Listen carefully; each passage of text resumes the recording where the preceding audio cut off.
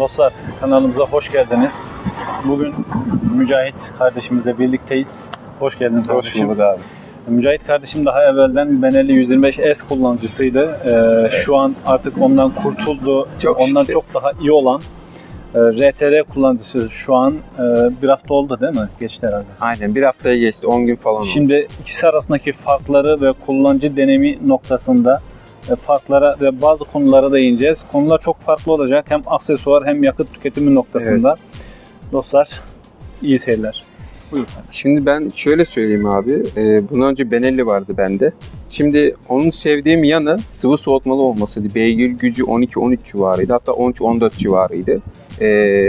Bu da şeyi sağlıyordu. Bu diğer 125 cc'ler arasındaki böyle bir farklı segment gibi duruyordu Benelli. Evet. Tasarımı ve ters maş olması falan. Ya hem özellikleri, farları, sinyalleri tümünün led olması Çin malı ama ya Çin'de birleştiriyor. İtalyan malı aslında. Benelli çok güzel bir marka. Seviyorum, kaliteli ama bana problemli olanı denk geldi.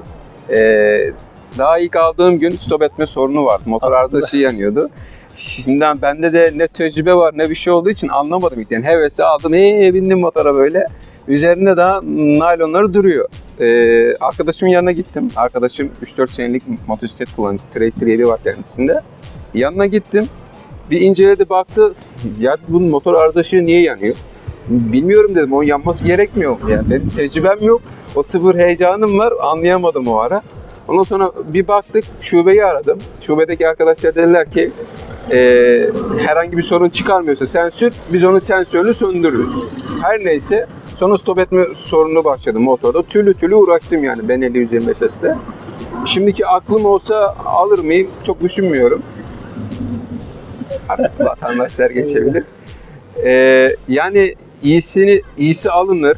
Sıfırı alınması gerekiyor özellikle. İkinci ellerine ben çok güvenmiyorum. Herkesin kullanımı bir değil. Hor kullananlar çok, bir de özellikle gençler olduğu için çok fazla hor kullanıyorlar. Sevdiğim bir motordu ama arızaları yüzünden soğuttu Benelli beni. Ondan sonra Mehmet abim sağ olsun TVS almış. RTR 200. Bir inceledim, bir baktım. Aşırı hoşuma gitti motorun özellikleri fiyatına göre. Geçen videoda da biz bu şeyle ilgili bir yorum yapmıştık ya. Bajaj NS200 ile ilgili. Arkadaşların çok hoşuna gitmemiş herhalde. Biz şu farkı anlatmaya çalıştık. İkisinin de hemen özellikleri birbirine yakın. Hani NS'nin bir farkı 24 beygir olması.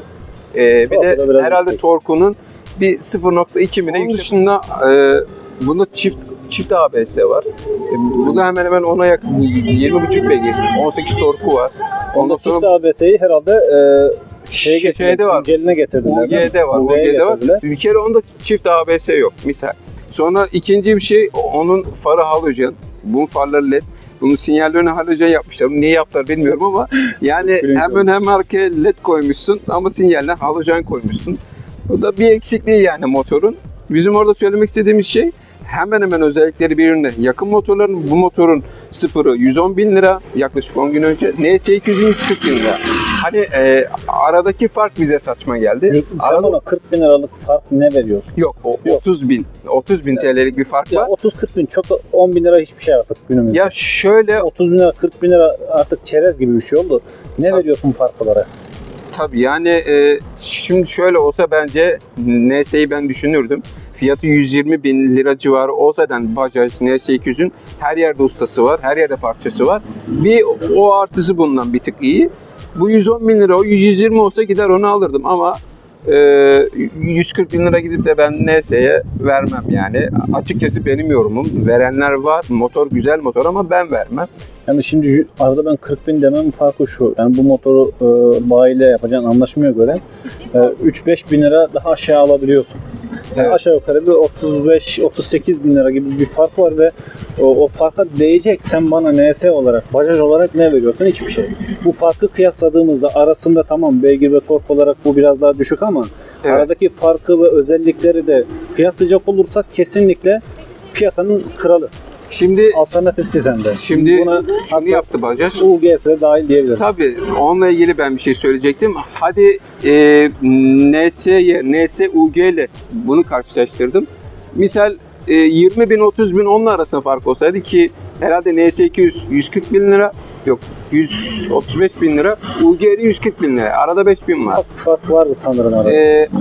Hani bunun yerine ben alacak olsaydım NS200 yerine NS200 UG'yi alırdım. Çünkü ona 6. vites geldi. Ekranda vites göstergesi yoktu. O geldi. Çift ABS geldi. O zaten 6 vites değil miydi? Yok. Onun NS200'ler 5 vites. Ben 6 vites Ben öyle hatırlıyorum. Yok. Neyse zaten UG modelinde 6 vites oldu. yani 140'tan sonra o 6. vites çok da bir şey yaramıyor. Ya şimdi onun da vites aralığı kısa misal. Bunlar da 5 vites. Vites aralığı uzun. Pulsar'ın N250 modeli de öyle. O da 5 Yani vites. şehir içinde 2. vites genellikle yetiyor. Yani ya bu kullanıcıdan kullanıcıya değişir de bize yeterli, öbürüne yetmeyebilir. Evet. Hani bu konuyu özetleyecek olursak ya ben NS200 arasındaki fark hoşuma gitmedi, saçma geldi. Ama UG mesela hadi UG'li olabilir. 20-30 bin lira olabilir ama sade NS'li olması bana saçma geldi. Dostlar şimdi aksesuar kısmına girelim. Bakalım Şimdi ne yapmış, ne kadara mal etmiş. tabii Gerçekten yakışmış, ben beğendim. Ya şimdi şu o kadar salladık bu NS200'ün tur camı. Buna uyuyor. Şeklen çok iyi durmuyor olabilir. Hani far tasarımına uymuyor ama Bazıları yakıştırmam ama ben beğendim açıkçası. ya şekli çok önemli değil. Ben işlevi için aldım açıkçası. Şuralarıma rüzgar gelmesin Evet. diye. İşlevi de benim hoşuma gitti. Bunun fiyatı yaklaşık 1200-1300 lira. Sonra internetten sipariş ettiğim arka çanta demiri var. Onun da yaklaşık 1200-1300 lira. Bunun işçiliği hani siz yaparsanız süper olur. Ama bir ustaya giderseniz bunlar 400-500 lira işçilik alacaktır. Hakkı mıdır? Ya hakkıdır herhalde. Çünkü ben ustaya yaptırdım bunu. Bu demiri falan büktüler uymadığı için. Adamlar yarım saat uğraştı. O parayı hak etti bence. Şunun için ama 2 vida attılar. Bir yanlarını sıktılar. Ayrıca aksesuarları takmayı düşünüyorum. Güzel. Ben yakıştırdım açıkçası. Dediğim gibi görsel olduğu için kişiden kişiye Tabii. göre değişir. Önümüzdeki süreçte nasipse bir cam ve çanta ben de düşünüyorum. Zaten benim eski İnşallah. motordan çantam var. İnşallah. Demirim yok. Evet.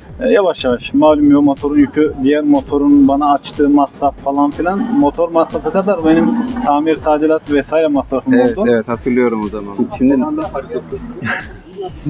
Şimdi Mücahit kardeşim bir RTR kullanıcısı olarak evet. memnun musun? Frenlerinden, amatörlerinden, farlarından, konforundan, sürüş konforundan trafikte Tabii. yeterli mi? Şimdi ben şöyle söyleyeyim yani Benelli varken onunla hani 80 ile 110 arasında git geller yapıyordum. Beni idare ediyordu şehir içi. Ki ben uzak mesafelere gidiyorum. Mesela Gebze'ye gidip geliyordum. Sürekli uzun yol yapıyordum yani günde 70-80 kilometre yol yapan biri olarak yorumluyorum. Motorda bakımı bu sabah yapıldı da yeni yapıldı rodaj bakımı.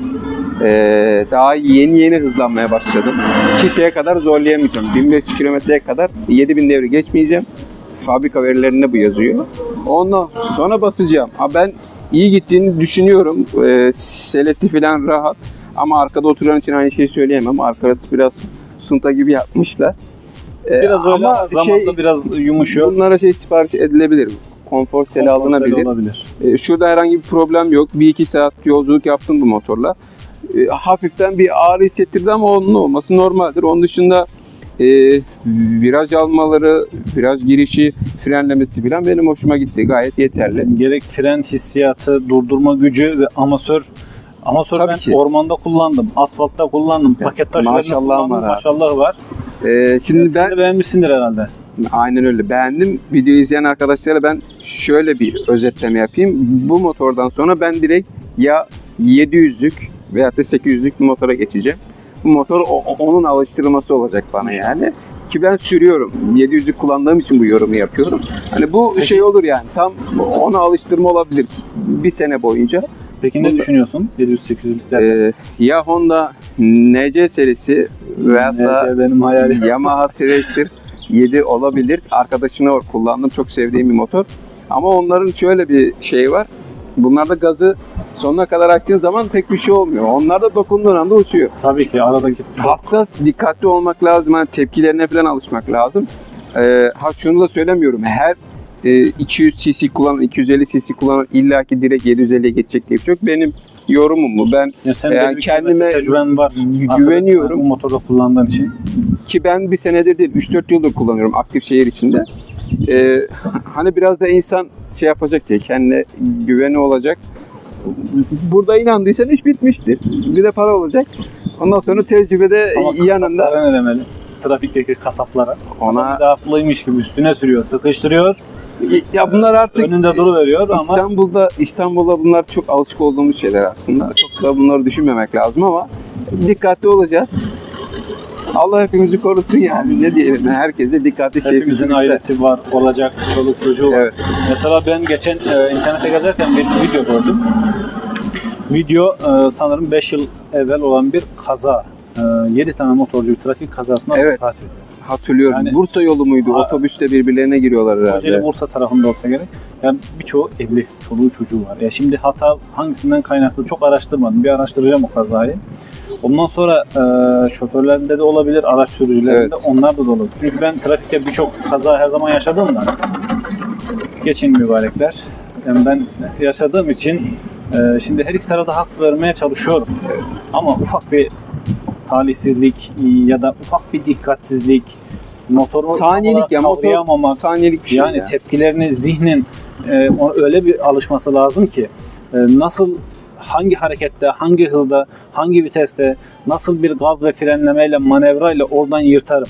Yani bunu artık zamanla yapacağın kilometreyle, yapacağın trafik tecrübesiyle zamanla elde edineceksin. Bu çok önemli. Genç kardeşlerim Tecrübe kanı kaynıyor, bu şekilde basıyor, bir şey gidiyor. yani. Tecrübe evet. Tecrübe öyle bir şey ama Çok zor bir şey ama. bahsettiğin Honda müthiş bir şey. NC serisi. Denge müthiş, yakıt tüketimi müthiş. Bununla aynı yakıyor.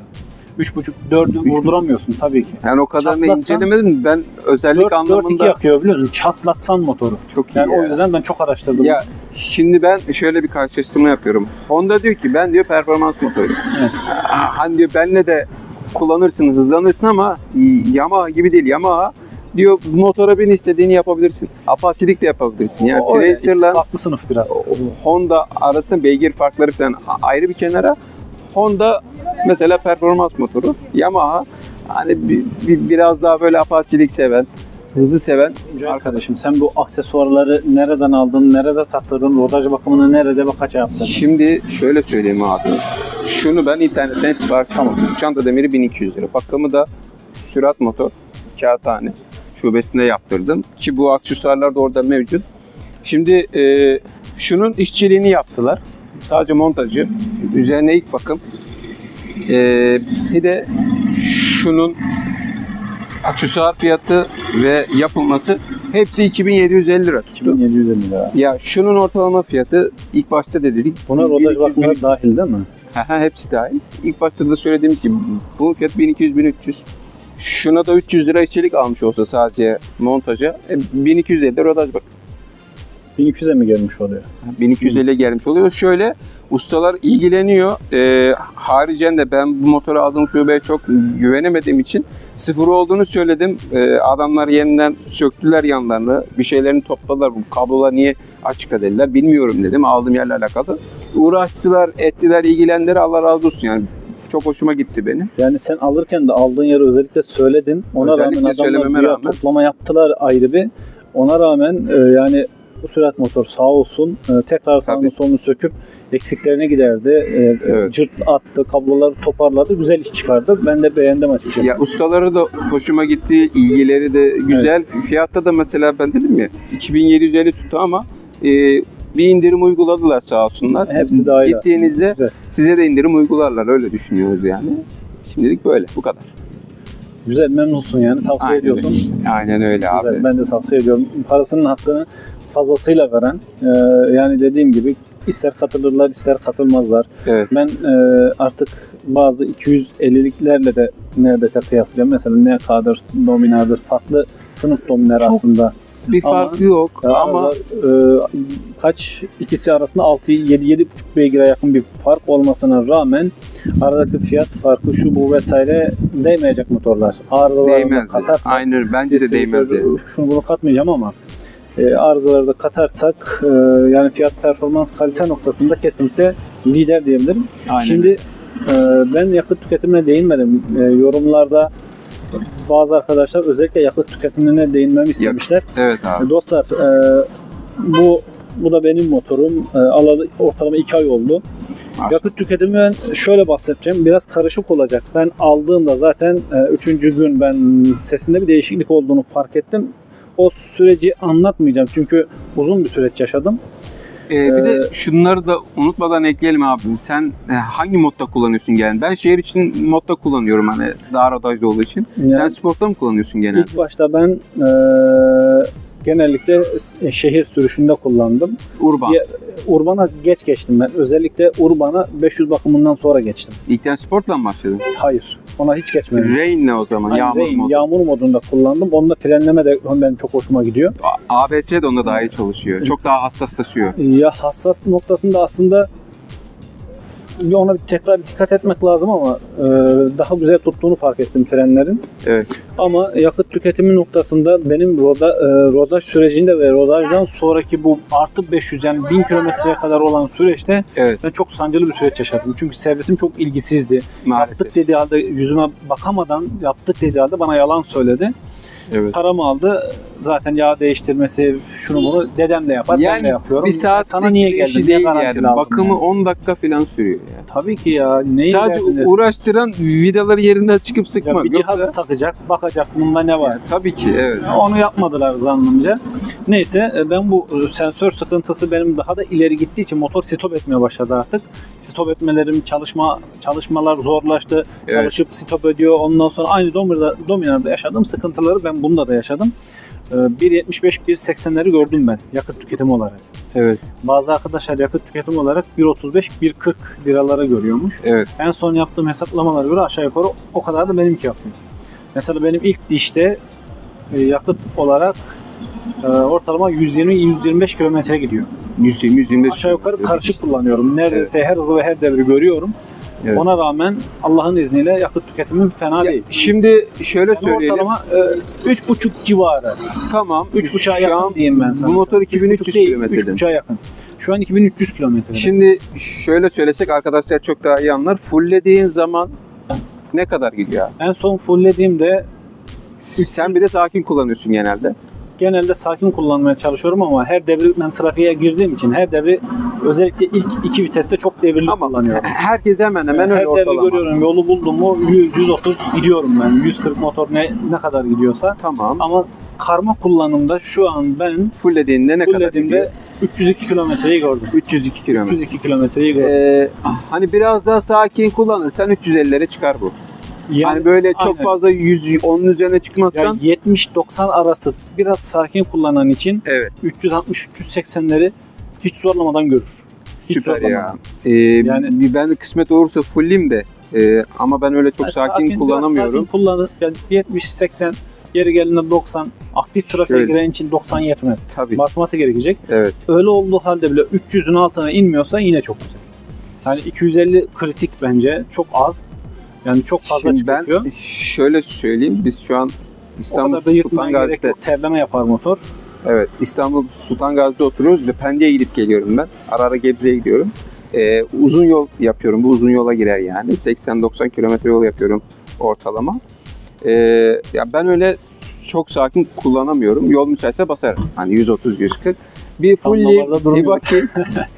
Yani şimdi müsait yolda arabalar da bu sefer sıkıştırıyorsun. Ne kadar sağ şeritte olursan ol. Yol müsaitse basmanı mecbur basman gerekiyor. Emniyet şeridine girsen bir şey olmuş artık. Emniyet şeridine girsen emniyet şeridinde de bu sefer motorcular da seni sıkıştırıyor. Yol müsait sen niye gitmiyorsun? Adamlar haklı ama bakalım bir fullleyeyim, bir deneyeyim. Ya sen 7-800'den sonra şu an bu defon bitsin ondan sonra denersin. Ondan sonra deneyeceğim evet. Zaten sende bir sensör sıkıntısı olmadığından yok çok büyük ihtimalle aşağı yukarı ortalama 300 kilometrede sen gidersin diye düşünüyorum.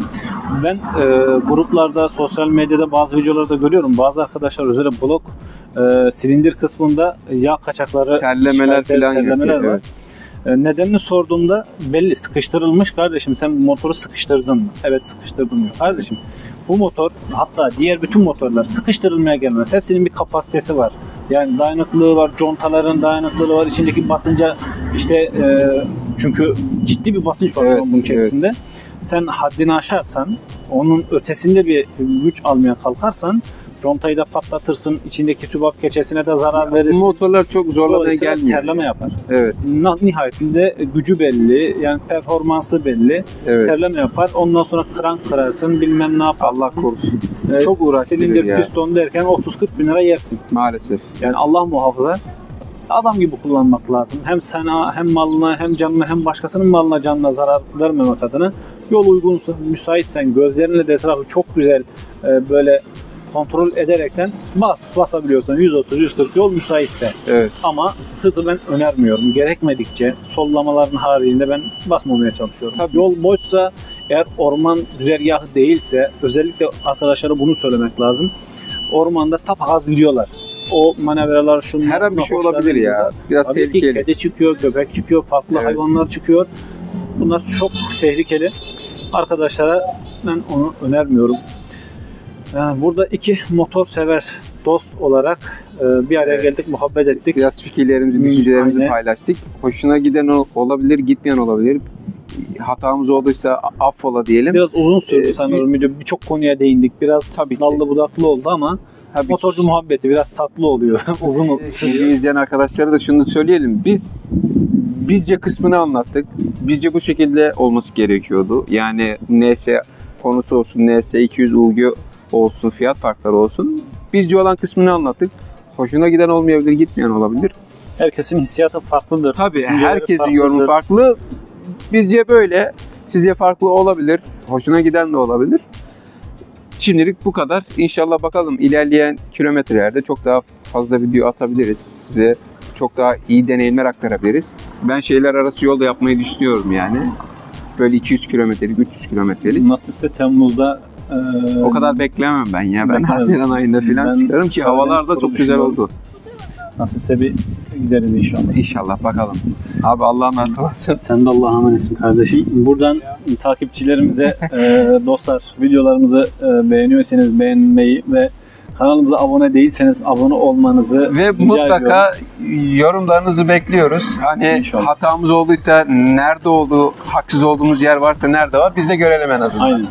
Dostlar kameranın ardına, videonun arkasına ufak bir ayrıntı ekleyeceğim. Bu NS 200'ün camı uyarlanmış. Nasıl bir işlem yapmışlar bunu göstereceğiz. Kamerayı getirir misin Muhammed?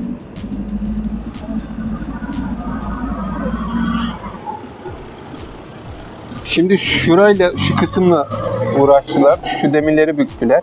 Normalde herhangi bir problem yok. Buralarda problem yok. Şu demirleri bükmek zorunda kaldılar. Ustayı uğraştıran o oldu ama sapasağlam oldu. Ama oynamıyor. gerçekten demiri çok güzel bükmüşler. Sanki orijinalinde kalıba dökülmüş de çıkmış gibi.